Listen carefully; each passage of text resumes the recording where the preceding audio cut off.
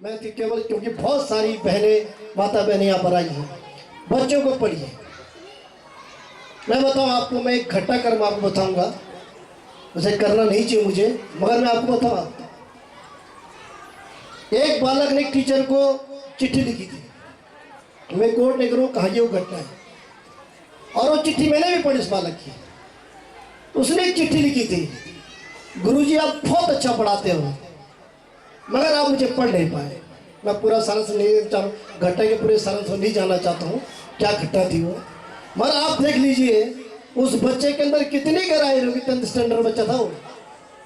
उसने कहा गुरुजी आप मुझे बहुत अच्छा पढ़ाते हो, आप सच्ची मैथमेटिक्स कोई नहीं पढ़ाते हो, मगर गुरुजी बड़े खेद के साथ कहना पड़ रहा है कि आप मुझे पढ़ नहीं पाए। मैं पूरी घटना पे नहीं जानता, घटना क्या थी यहाँ पे उल्लेख करना भी ठीक नहीं है। मैं केवल उस चिट्ठी के दो पॉइंट आपको बता रहा हूँ, और वो चिट्ठी मैंने पढ़ी। उस बालक ने इतनी वो शब्द उसने कोट कर रखे थे कि आप कल्पना नहीं कर सकते। और जीवन में आपने देखिए कि ये जोशी जी लोग यहाँ पर इतना बढ़िया विद्यालय चला रहे हैं, ये समाज को आगे बढ़ाने का काम कर रहे हैं। और मैंने आपसे कहा यहाँ पर बहुत सारे विद्वान लोग आए, यहाँ पर रवानी गुरु जी बैठे, प्रदीप जी बैठे, बहुत सारे लोग हैं। और मैंने आपसे कहा कि समाज को आगे बढ़ाने में विद्या का मंदिर का बहुत बड़ा एक सहयोग है। आज तो सुविधाएं हैं, जो लोग असुविधाएं में पड़े हैं वो आज मुकाम तक पहुंचे।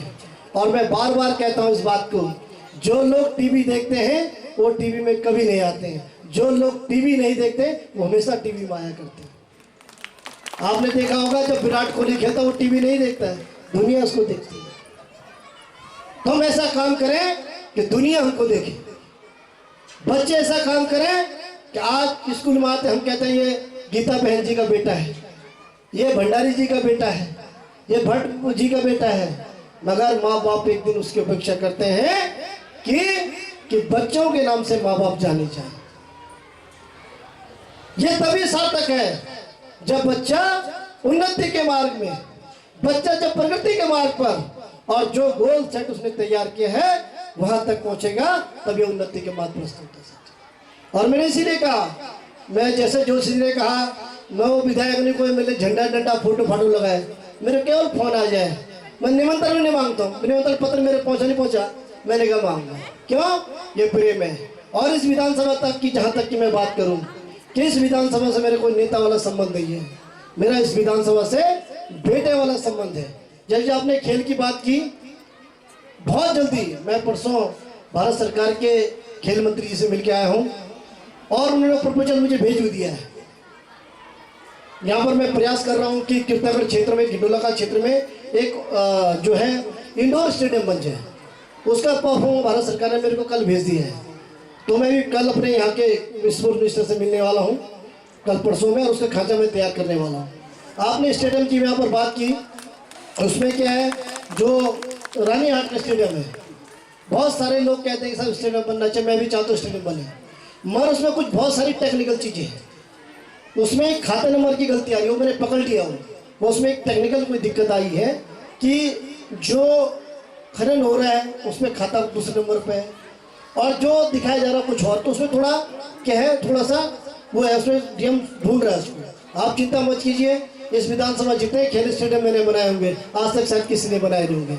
और थोड़ा सा इसलिए कहूँगा, यहाँ पर पानी की भी दिक्कत होती है। आपने देखा होगा कि जो जाखड़ी से चौरास पेयजल योजना है वो फाइनल स्टेज में है, अब उसका नदी में टैंक वेल बन रहा है, अब मोटी लाइन भी से टैंक सारे बन चुके हैं, और बहुत जल्दी मैं इस क्षेत्र के लिए एक बहुत बड़ी सौगात देने जा रहा हूँ। चौरास से लेकर और कीर्तनगर पुल तक मैं एक बहुत खूबसूरत सा एक मैरिन ड्राइव बनाने जा रहा हूँ, जो यहाँ की बहुत बड़ी आवश्यकता है। उसकी डीपीआर हमने बन के तैयार कर ली है, और मुख्यमंत्री घोषणा भी मैंने उसकी करा रखी है, और जो 10 योजनाएं सरकार ने मुझसे मांगी है उसमें मैंने उसको रखा है। तो उसकी मुझे लग रहा है उसका एस्टिमेट बन गया है। उनके चीफ साहब एक दिन जो है उसका निरीक्षण करेंगे, उसके बाद वो स्टेट गवर्नमेंट की जो यूएफसी होती है चीफ सेक्रेटरी के अध्यक्षता में, उसको हम करेंगे। और आप केवल विश्वास रखिए, ये विद्या के जो मंदिर हैं उनको सवार, आपने कहा भारत दर्शन कार्यक्रम हमने देखा हुआ इस बार बहुत पॉपुलर रहा हुआ, और अगली बार अब योगी जी तक तो मैं पहुँच ही गया हूँ, अगला स्टेप पे आप ही जानते हो मैं कहाँ तक ले जाने वाला बच्चों को। और मैं इस बार थोड़ा लेट, इसलिए पेपर, बच्चों के पेपर थोड़ा पीछे हुए थे इसलिए। और अगली बार आपका पौड़ी एप्लीकेशन इसीलिए आपको चिट्ठी नहीं आई होगी, मगर अगली बार मान के चले कि आपको पत्र आएगा और आपके स्कूल का, हाई स्कूल का टॉपर भी बच्चा भारत दर्शन का हिस्सा बनेगा, ये मैं घोषणा करता हूँ। और इस विद्यालय के लिए कभी भी मेरे लिए कोई भी आवश्यकता आपकी, क्योंकि आपने मांग पत्र रखा नहीं है, मगर मैं जिस विद्यालय में जाता हूँ मैं कुछ ना कुछ जरूर देता हूँ। इस विद्यालय के लिए मैं 2 लाख रुपए की घोषणा करता हूँ, क्योंकि मैं जहाँ जाता हूँ मैं कुछ ना कुछ दे के जरूर आता हूँ, क्योंकि आपने मुझे कोई प्रस्ताव मेरे सामने रखा ना रखा, मगर ये मेरी जिम्मेदारी है। अगर मैं पौधशाला की अगर बात कर रहा हूँ, पौध को आगे बढ़ाने की बात कर रहा हूँ, और अपनी फंड से अगर कुछ दे न सका फिर मैं भी क्या बनावटी बातें कर रहा हूँ। तो आपको 6 महीने के अंदर आप मुझे प्रस्ताव भेज दीजिए कि आपको क्या 2 लाख में क्या सामान चाहिए, आपका सामान आपके विद्यालय पहुंच जाएगा। तो एक बार पुनः मैं आप सबका धन्यवाद करता हूं, क्योंकि मुझे बहुत सारे कार्यक्रम में जाना है।